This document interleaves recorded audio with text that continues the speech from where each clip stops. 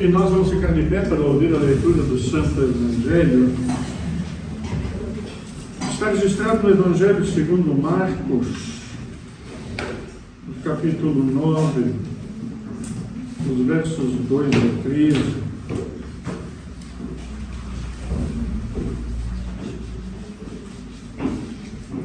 Está na página 1446.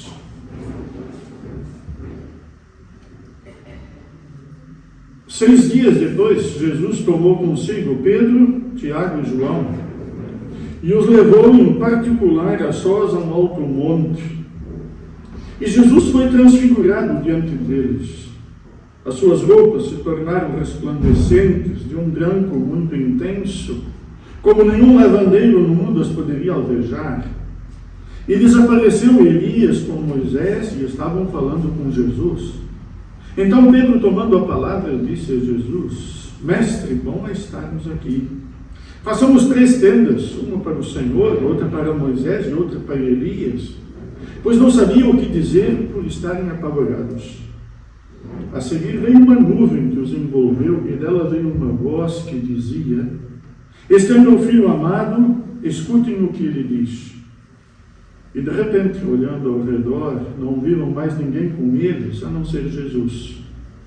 Ao descerem do monte, Jesus lhes ordenou que não divulgassem as coisas que tinham visto até o dia em que o Filho do Homem ressuscitasse dentre os mortos. Eles guardaram a recomendação, perguntando uns aos outros o que seria esse ressuscitar dentre os mortos. Então perguntaram a Jesus: Por que os escribas dizem ser necessário que Elias venha primeiro? Jesus respondeu: Elias vindo primeiro restaurará todas as coisas. Como então está escrito sobre o Filho do Homem, que sofrerá muito e será desprezado? Eu, porém, lhes digo que Elias já veio, e fizeram com ele tudo o que quiseram, como está escrito a respeito dele. Até aqui a leitura do Santo Evangelho. Que Deus nos ilumine ao meditar na sua palavra. Podem sentar.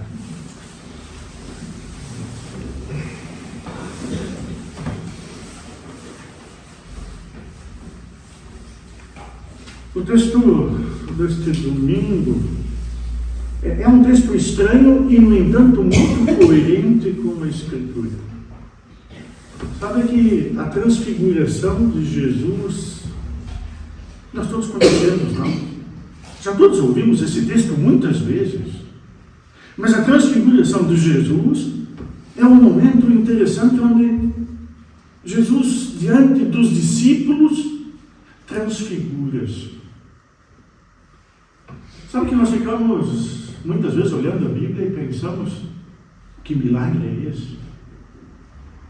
Mas esquecemos talvez uma outra coisa. A maior transfiguração de Jesus foi ele ter nascido em Belém, ter se tornado homem. A maior transfiguração de Jesus foi ele ter vindo a este mundo, sendo Deus, Filho do Pai, para salvar a humanidade. Todo o resto depois fica simples. No entanto, o problema também é a nossa interpretação. Sabe que o texto mostra Jesus a convidar os discípulos, e veja, ele não convidou todos, convidou 3. Isso é um momento íntimo. Esse número 3 não é inocente, porque 3 é o número mínimo para que um testemunho fosse válido. Jesus não convidou os 12, mas convidou aqueles íntimos para subir ao monte para orar. E provavelmente os levou à noite. É aí que Jesus orava. E, portanto, o momento que acontece é um momento de luz, de som, de sombras.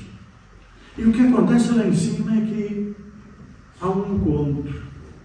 Há um encontro não só com os discípulos, mas há um encontro com Moisés e com Elias.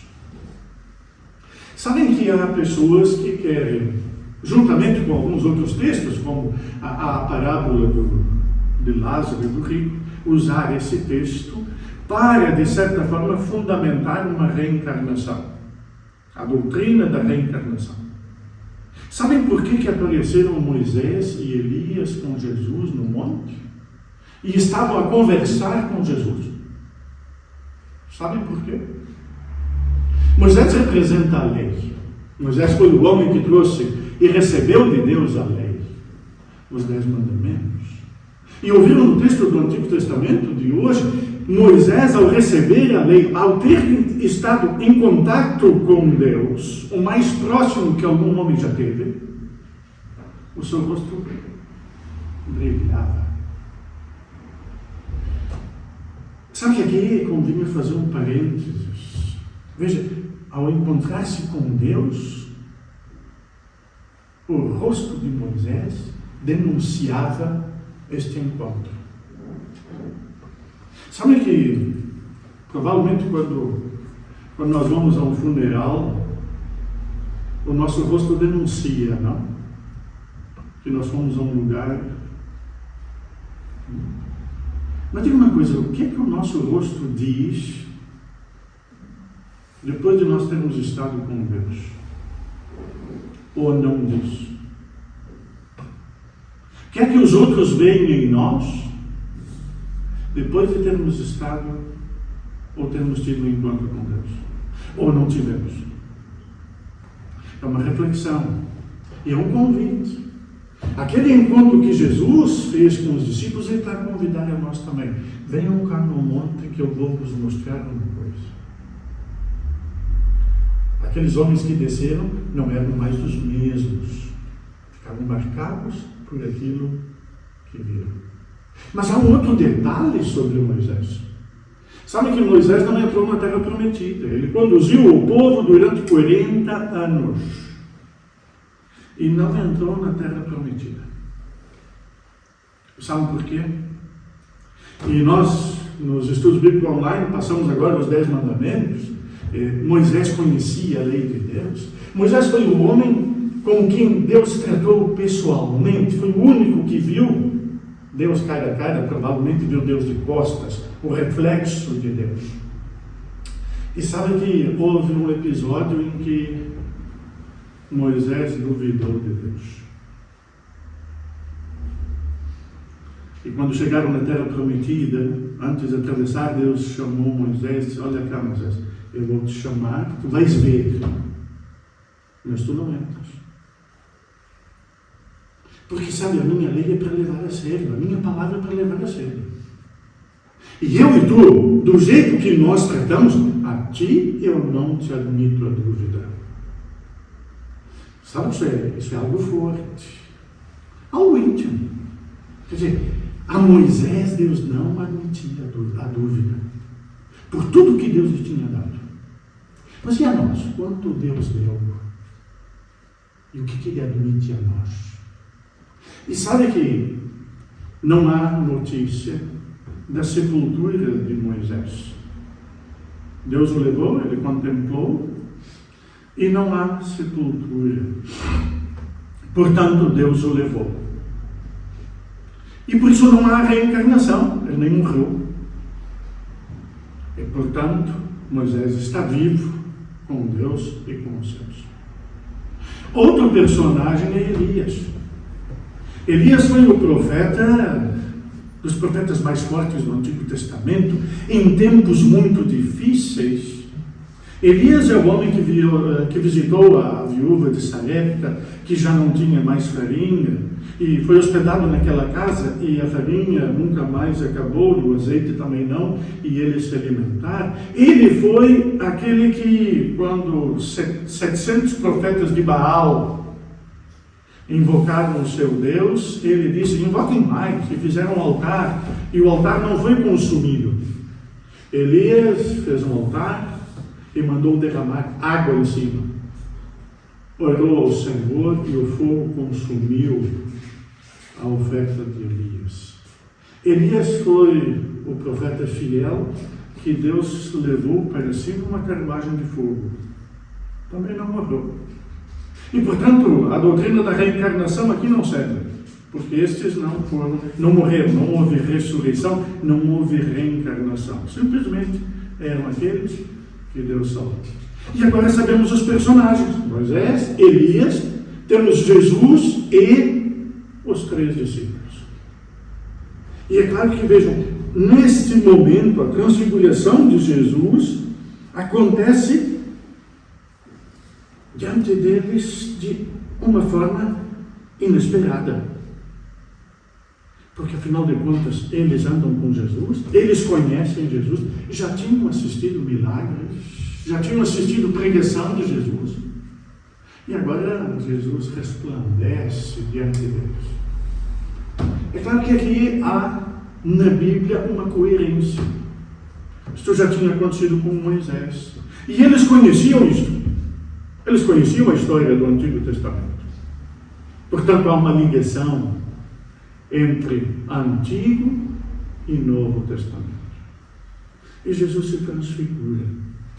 E aqui é claro que é bom, talvez, nós pensarmos, mas como é que é isto? Jesus se transfigura. Sabe, provavelmente Jesus mostrou quem ele é mesmo. Jesus mostrou, olha, eu sou esse, quer ver quem eu sou? Eu dei-lhes uma amostra de quem ele era. A sua glória. E provavelmente o ensino é este. Eu vou vos mostrar quem eu sou. Esta é a minha glória. A minha glória passa pela cruz. A vossa também. Vós também passareis por dificuldades. Vós também tereis agora de pregar o Evangelho, de anunciar essa cruz, de serem perseguidos pelo meu nome, de lutar contra vós mesmos, de vencer a vocês como eu venci o pecado por vós. E depois da cruz, a ressurreição. Portanto, o que aconteceu aqui aponta muito mais para aquilo que vai acontecer. Jesus quer mostrar para eles, porque ele tinha dito que ia morrer, que ele seria crucificado. E Pedro repreendeu. Não, que isso não te aconteça, eu não vou deixar. E Jesus diz, arreda Satanás, tu não falas as coisas de Deus, mas falas das coisas dos homens. Portanto, o que Jesus propõe é que não esqueçamos que a ressurreição, a glória é o momento alto, mas passa pelo momento da cruz. Aparece uma nuvem que encobre aqueles personagens todos. E da nuvem vem uma voz, e aquela voz parece um ultimato. Este é o meu filho amado, a ele ouvi. Sabe, há uma urgência no Evangelho. Há uma urgência e há um ultimato que Deus nos dá. Aquele de aceitar quem Ele enviou. Aquele de aceitar o Filho que veio ao mundo para a salvação. E, portanto, este é um tempo de graça. É um tempo em que Ele oferece a salvação e a vida eterna. Nesta passagem do Evangelho, após dar-se conta de que o caminho de Jesus e dos seus discípulos se identifica com o caminho da cruz, nós podemos conhecer o poder que Deus tem de transfigurar o caminho da cruz em caminho de ressurreição e de vida. Aqui nós temos a chave para interpretar os acontecimentos que estão para vir.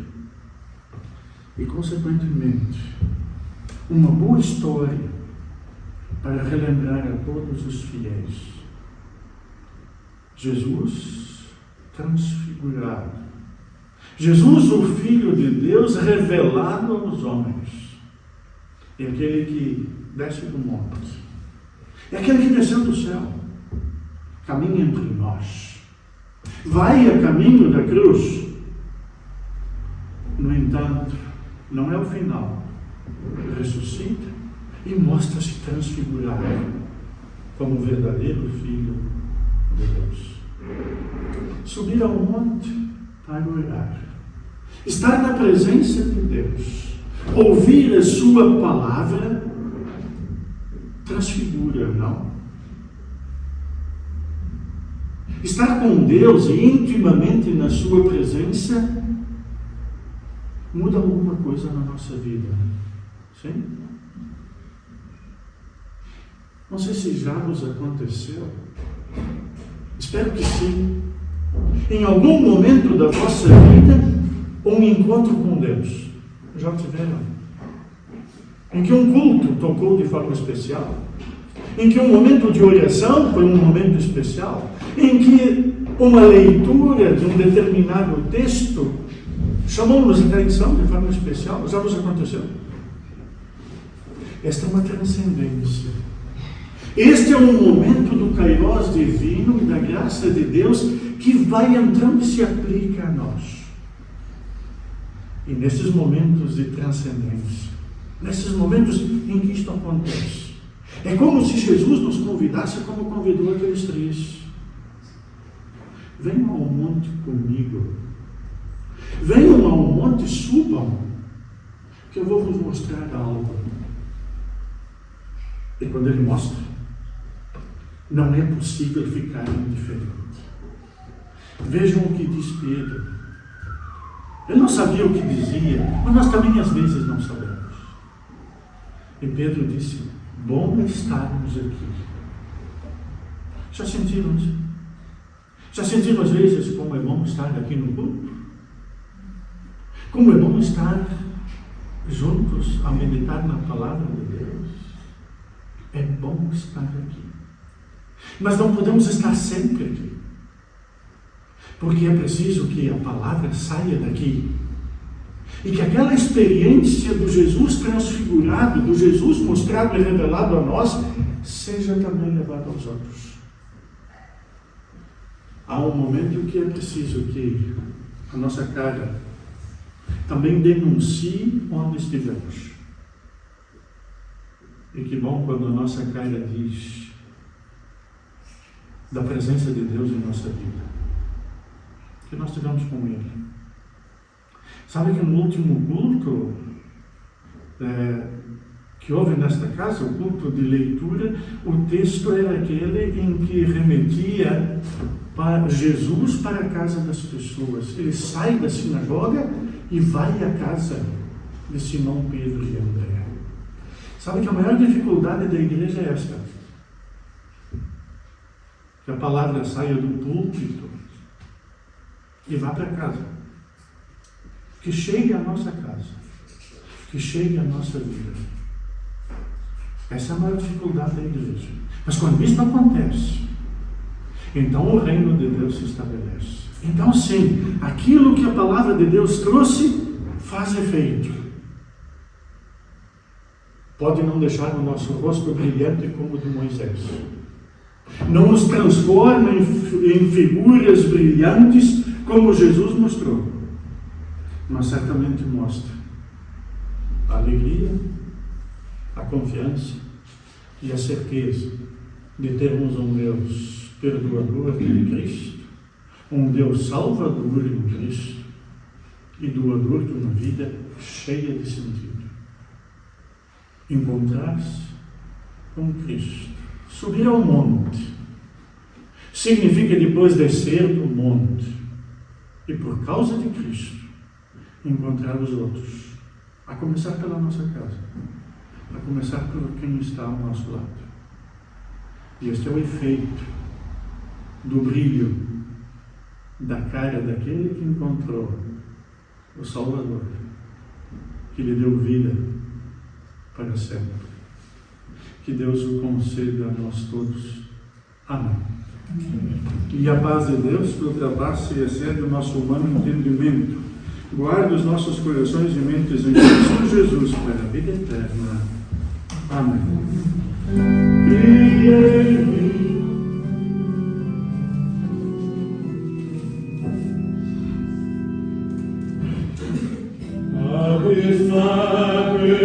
Meu pecado, clamarei a ti, Senhor.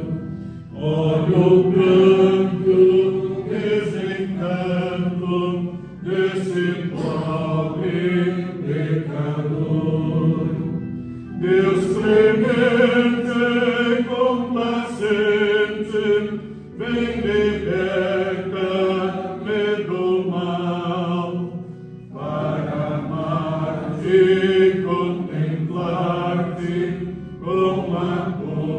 Teu